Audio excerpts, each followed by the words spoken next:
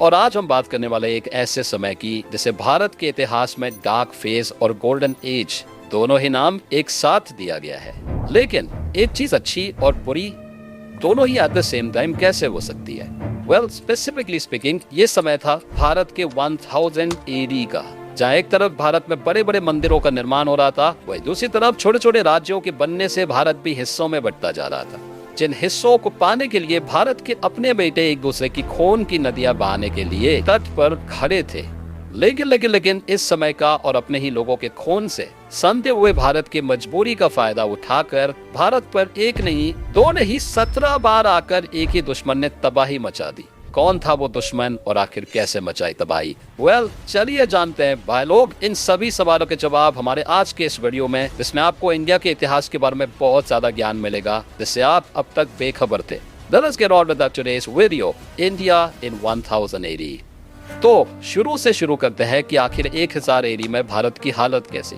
Well, ये भारत का वो दौर था जिस समय भारत की मिट्टी में एक ऐसा पावर उभर कर आया जिसने बाकी राज्यों की तरह मिलिट्री पावर ही नहीं पर उस दौर में यूनिक मानी जाने वाली नेवी पावर को भी डेवलप और इस्तेमाल किया। और इस पावर का नाम था चोला डायनेस्टी, जिसके राजा राजेंद्र पहले ऐसे किंग थे जिन्होंने अपनी सेना को समुद्र पार पहुंचाने के साथ ही coastal Burma, Andaman and Nicobar islands, Lakshadweep, Maldives और पेगो आइलैंड को भी नेवी के बलबूते पर अपने अंडर लिया। इतना ही नहीं, राजेंद्र चोला वन ने 16 मील लंबा और 3 मील चौड़ा एक आर्टिफिशियल लेक भी बनाया, जो आज इंडिया की one of the largest lakes में से एक है।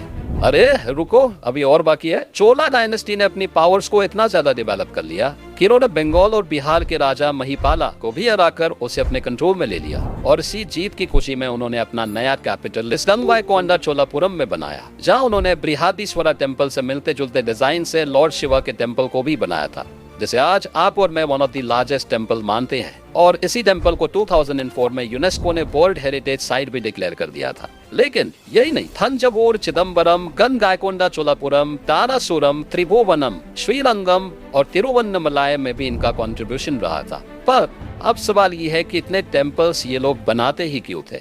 अब ये जानने के लिए हमारा ये जानना जरूरी है कि उस जमाने में जो भी राजा महाराजा हुआ करते थे वो अपने एम्पायर को बढ़ाने के लिए युद्ध किया करते थे, और जो जीतता था उसे हारने वाले का एम्पायर मिलता था। पर अगर मैं कहूँ कि टेम्पल्स भी राजाओं के लिए ऐसा ही कुछ करते थे तो जी हाँ, यही वो समय था जब ज्यादा टेम्पल्स का बनना शुरू हो गया था और किंग्स इन्हें अपने एरिया के रीडेवलपमेंट के लिए बनाते थे।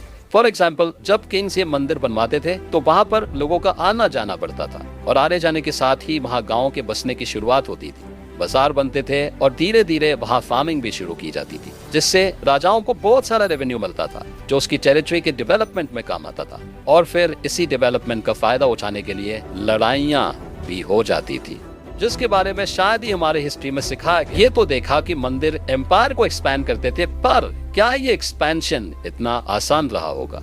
और क्या सिर्फ एक्सपेंशन ही एक रीजन था युद्ध करने का? वेल, इस बात से इनकार तो नहीं किया जा सकता कि मंदिरों का बनना युद्ध होने का एक बड़ा कारण था, क्योंकि भारत में हर राजा यही सोचता था कि कैसे अपने साम्राज्य को बढ़ाया जाए, और यही कारण था भारत में हर समय युद्ध होने का, क्योंकि उस समय हर राजा का यही गोल हुआ करता था कि वो चक्रवर्ती राजा बने। पर इसके अलावा युद्ध करने के और भी कुछ कारण थे, जैसे कि ज्यादा से ज्यादा धन के लिए, देश प्रेम के लिए, या फिर अपने रिलीजन को बढ़ाने के लिए, या इवन बचाने के लिए इन सम केसेस। पर कई युद्ध बदला लेने के लिए भी होते थे, जैसे अपने पिता के मौत का बदला बेटा लेने आया हो, और कुछ युद्ध उनके थ्रू होते थे जो बदलाव लाना चाहते थे। पर यह बात जानकर आपको हैरानी होगी कि कुछ युद्ध लूटपाट करने के लिए, भारत में तबाही मचाने के लिए, हिंदुइज्म को जड़ से उखाड़ देने के लिए भी होते थे। जी हाँ, और इन्हीं में से कुछ का एग्जाम्पल मैं आगे आपको देने वाला हूँ, जिसने इंडिया की जीडीपी को बुरी तरह से तोड़ कर रख दिया। क्योंकि मैरिसन, जो कि एक ब्रिटिश इकोनॉमिक हिस्टोरियन थे, उनके कैलकुलेशन के हिसाब से 1000 AD में इंडिया और चाइना साथ साथ में 50.5% वर्ल्ड जीडीपी में कंट्रीब्यूट किया करते थे। और जहाँ पर इतने पैसे होंगे वहाँ पर अटैक होना तो लाजमी ही होगा, और कुछ ऐसा ही भारत में भी हुआ, जहाँ भारत पर अटैक करने वाले इस दुश्मन का नाम था महमूद गजनी, जो भारत पर गर्मियों के महीने में ही अटैक करता था। अब सवाल ये आता है कि गर्मियों में ही क्यों? वेल, ये अपने आप को किसी भी रिस्क या तकलीफ में नहीं डालना चाहता था, और इसीलिए बारिश में पंजाब साइड से फ्लड आने और उसके आर्मी के उसमें फंसने के खतरे के लिए वो बारिश में नहीं आता था, क्योंकि पंजाब एक ऐसा राज्य है जो जियोग्राफिकल पॉइंट ऑफ व्यू से 5 नदियों से घिरा हुआ है, यानी बियास, चेनाब, झेलम, रावी, सतलज।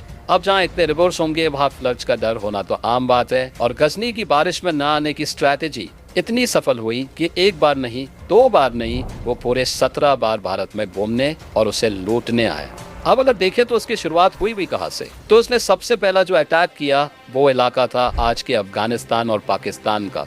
पर जाहिर सी बात है किसी न किसी ने रोकने की कोशिश तो इसे जरूर की हो। तो यहाँ आते ही सबसे पहले महमूद गजनी का युद्ध हुआ हिंदू शाही किंगडम के राजा जयपाला से, जिससे राजा हार गए और अपने राज्य को हारने की गम में राज्य अपने बेटे को सौंप कर उन्होंने अपनी जान दे दी। पर सिर्फ एक युद्ध हारने से कोई कैसे खुद ही अपनी जान ले सकता है? वेल, एक्चुअली में इट टर्न्स आउट ये कोई पहला युद्ध नहीं था। अगर हम 1000 एडी से थोड़ा पीछे, साथ ही गजनवीद डायनेस्टी के फाउंडर थे, उसने भारत में घुसने की कोशिश करते वक्त भी हिंदू शाही राजा जयपाला से काफी युद्ध किया था, लेकिन तब राजा जयपाला ने उसे कभी कामयाब नहीं होने दिया। पर जब अपने पिता के बाद महमूद पावर में आया तब जयपाला ने उसे हराने की कोशिश की, पर इस बार उनकी ये कोशिश दम तोड़ गई और उन्हें हार का मुंह दिखाना पड़ा। हालांकि राजा जयपाला की तरह उनके बेटे ने भी गजनी को बराबर की टक्कर दी, पर गजनी ने उसे भी हरा दी और अपनी आखिरी और 17वीं अटैक गजनी ने सोमनाथ टेम्पल पर किया, जहाँ उसने राजपूतों से 3 दिन तक युद्ध किया और जीत अपने नाम करी। लेकिन सिर्फ जीत ही नहीं, इस आखिरी लड़ाई में उसने कुल मिलाकर 200 लाख दिनार भी लूटे थे। पर सवाल यहाँ पर सिर्फ पैसों की नहीं है, क्योंकि पैसों के साथ साथ 5000 से ज्यादा इंसानों का भी कत्लेआम हुआ। और बात तो ये थी कि भारत में घुसकर एक इन्वेडर ने भारत के बेटों को कत्लेआम किया और खजाने को लूटा।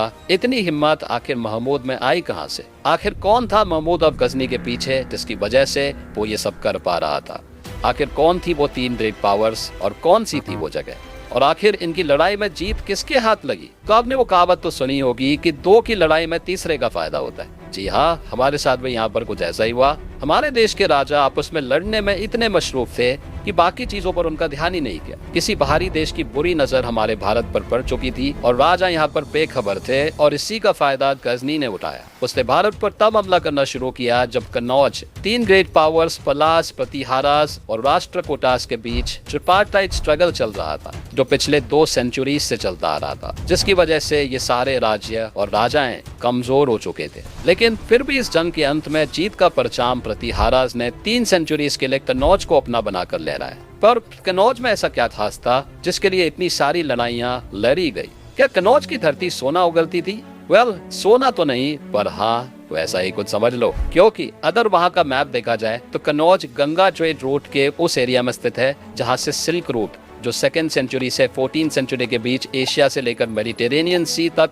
आने वाले देश जैसे कि China, India, Persia, Arabia, Greece और इटली को कनेक्ट करता था, और उसी दौर में होने वाले ज्यादातर ट्रेड इसी रूट से किए जाते थे। पर क्या आपको लगता है इस जीत के बाद हारने वाले डायनेस्टी शांत रहे होंगे? नहीं, इसे पाने के सपने को पूरा करने के लिए दूसरे डायनेस्टी की कोशिश अभी भी जारी थी, और इसके बाद ही समय आया 1000 एडी का, जब प्रतिहारास डायनेस्टी के कमजोर कदमों की डगमगाहट के चलते वहाँ दूसरे और भी छोटे छोटे राज्य उभर कर आने लगे, जैसे परमार डायनेस्टी, चोला डायनेस्टी और पाल डायनेस्टी। इन्हीं राज्यों के उभरने से यूनिटी की कमी पैदा होने लगी, जिसका फायदा महमूद अब गजनी जैसे लोगों ने उठाया और वो हमारे देश में लूटपाट मचाकर चले गए। पर महमूद के जाने के बाद क्या हमारा देश कभी उसके पहुंचाए गए चोट से उभर कर आ सका? चलिए देखते हैं।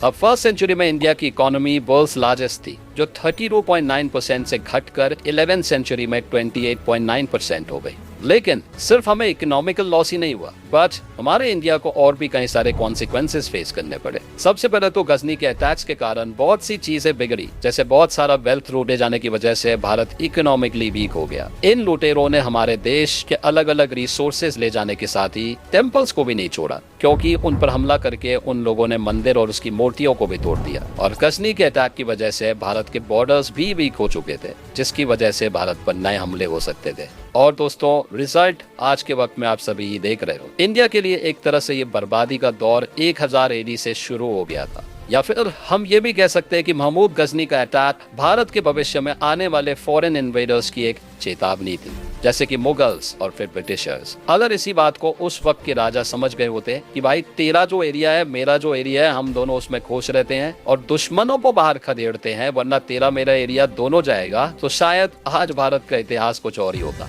आपको क्या लगता है? कमेंट करके जरूर बताना। अगर इस वीडियो से कुछ भी ज्ञान मिला तो एक लाइक जरूर ठोकना।